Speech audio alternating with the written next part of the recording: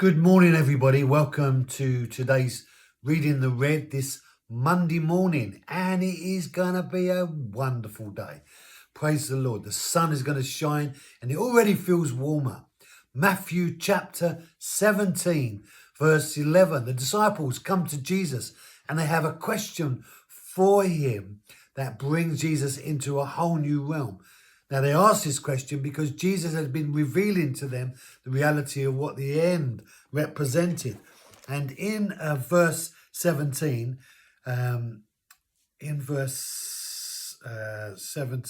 verse 11, it says, "And he answered their question and said to them, Elijah is coming and will restore all things." So their question was, we thought that Elijah was going to come and then the end would come. And actually, if we read where that represents in Malachi chapter 4, verse 5, it says, "Behold, I'm going to send you, Elijah the prophet, before the coming of the great and terrible day of the Lord.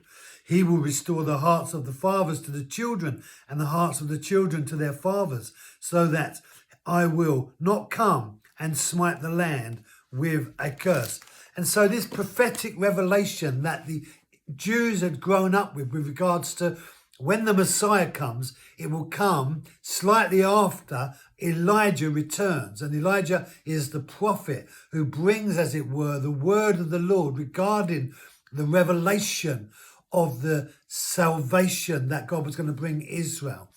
And Jesus is saying to them, Elijah, in fact, is going to come, and he is going to bring, as it were, those things that Elijah said. Elijah's coming and will restore all things. So the restoration reality is he's going to restore the fathers back to the children. And one aspect of that renewal is our first relationship with God. We can never really know what it means to be restored until we are restored back to God our Father who is in heaven, who created us. God made us for relationship with him and us with each other. And that's why the great commandment, love the Lord your God with all your heart, soul, mind and strength, love your neighbour as you love yourself, is because God is in community with the human race. Now that community has been broken because of disconnection, because of sin. But God's plan has always been to restore the brokenness in the relationship with him.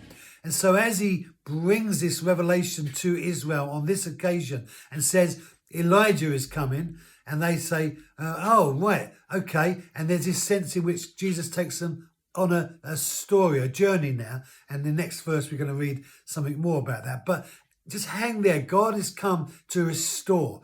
And that's what he does. He never breaks down. He always restores. And we, if we're going to be his children, need to be those who are restorers. We'll go through life and people will upset us, but we need to be those who are filled with this heart to restore. Because when we do, we reflect the heart of God. Because God is about mending, not about destroying. Now, there is coming a day when he will judge those who refuse to be restored, but that's another thing. In these times, God is restoring. We're in a dispensation of restoration.